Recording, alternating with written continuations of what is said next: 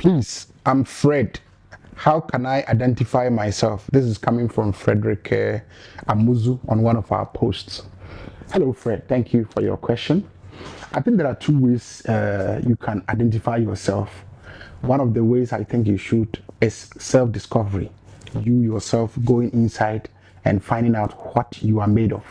The second is being found, like being discovered, like a diamond in the mud. That's through somebody's help, they can polish you up. You know, in soccer and then in drama, theater, internships, people who are already doing something like playing football in a rough patch, a pitch in a village. You know, there are these professional scouters. They can fly from wherever, UK, Brazil, US, come to Ghana, go to a village, then observe in a natural state of playing football the kids who are exceptionally good. Those people can be found or discovered, taken to a camp somewhere in the US or somewhere, and then their skills are enhanced and honed for better.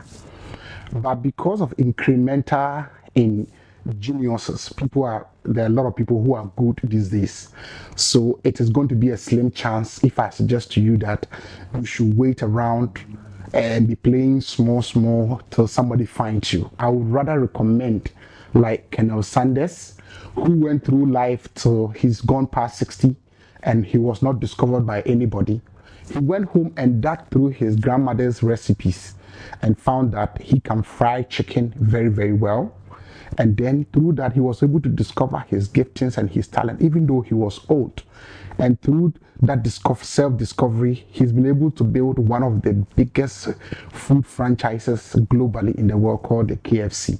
So if it is that, you have to find the promptings early in your life.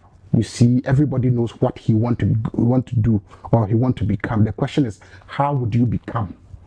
So if you can find a niche where you want to work, carpentry industry, law industry, whatever, food industry, movie industry, whatever you find your gettings leaning towards, you find the best person, best mentor in the industry, somebody you respect, and then whilst you are 18 or even 20 years, then you are very, very lucky. You can just go and be an apprentice of the person. You don't expect payment. You are going to exchange your time, your youthful time that you may not use for so much good. You go and exchange that for the experience of the person. From 18, 19 to 30 years, you are going to be learning this industry trade from the best person that you have found. And whilst you are at it, by 30, 31, you are very, very good. You are a master. Now you set out to go and do that which you have learned. From 30 to 55 years, those are your active years, the years that you'll be earning, the years that you are going to work so much. From 55 years, you are thinking of legacy, you are thinking of succession, people that you can also train, proteges under you because you are so damn good in your industry. You are leaving your name on for the people after you to also pick it up. That is how I think that you can discover yourself from now that maybe you are 20 or you are 18 or 22 years till you retire somewhere 55 to 60 years. But having found what you want to do in life, I may just suggest 4 little things that can give you advantage and give you the boost for life. Number 1 is to know that you have a self-worth, self-belief, that you believe that in about 15 billion people, you are not the same as anybody else. There are no 2 genes, 2 DNAs that are the same in about 15 billion people. That tells you that you can use your self-worth, that the discovery of who you are, to do something good and wonderful in your lifetime. That is the number 1 thing I would say, that you know that everything that you think about is possible. That your thoughts control your feelings control your actions, and your actions is what culminate into your life choices and what eventually you will become. So self-belief and self-worth is number 1. Finding yourself and identifying that you have something good to offer this world. Number 2, the world is going to be breaking you. The world will break you. It breaks the good people, the very good people. It breaks the gentle people. It breaks the brave people. And so if the world doesn't break you, then it will kill you. So you find God early in your life, because very often in life, as I have found out in my young age, that life will break you multiple times. But by the grace of God and the hope of His word, you'll be able to rise up above the ashes. Every time you fall down, you can rise up again, put the pieces together, and then give it a go again. If you fall down 7 times, try and get out, try and get up 8 and keep moving. Number 3 is excellence. That whatever you find yourself to do, have the strong determination for extraordinary excellence.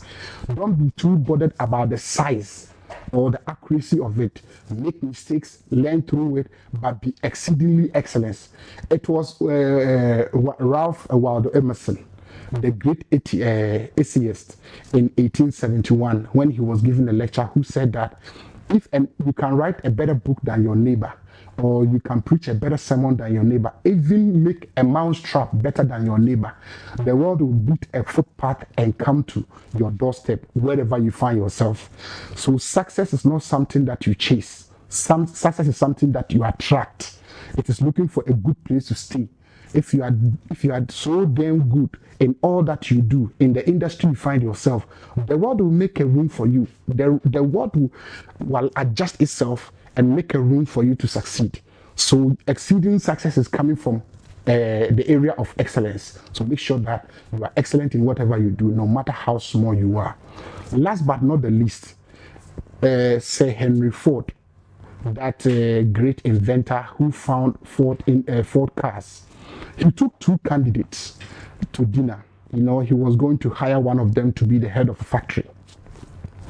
After the dinner, he told one that you are hired. Tomorrow I'll see you at the factory floor. Then he told the second guy, thank you very much, sir.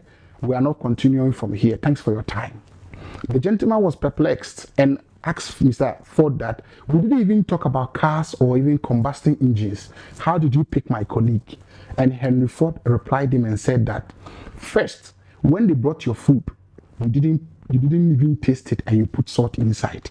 It means that you are not going to test the systems and then the portfolios that we have built to see the resilience and efficiency. You are just going to be whimsical in changing things. You couldn't taste to see if you needed salt or not. You just put salt inside. That is not somebody that I can trust my company to manage. Second, I saw the way you were treating the waiters when they came to serve us. Your colleague was very polite and courteous, but you were very, very rude, and you spoke down to them, you looked down upon them, and you were very brutish.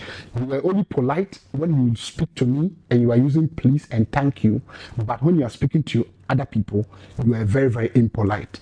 I don't want to give my company to somebody who is not compassionate, kind, and look down upon people, abusing authority and not harnessing leadership. So whatever it is that you have discovered to do, the things you have found yourself that you are going to do in life, just remember that apart from the technical know-how and all the skills God has blessed us with, human virtues and character surpasses everything else that you will ever become. So if you ask me, this is what I think can help you a lot. If you have further questions, I'll be willing to help.